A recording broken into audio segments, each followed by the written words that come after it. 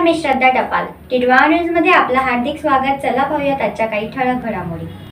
आषाढी एकादशी निमित्त छत्रपती शिक्षण मंडळाच्या प्राथमिक विद्या मंदिर मांडा टिटवाळा शाळेत आज विद्यार्थ्यांसाठी दिंडीचा कार्यक्रम आयोजित करण्यात आला होता. यावेळी मुख्याध्यापिका स्वप्ना दीक्षित मॅडम व सहकारी शिक्षकांनी पालखीचे आणि विठुरायाचे पूजन केले. काही मुलींनी व मुलांनी अभंग, गवळण इत्यादी गायन सेवा केली.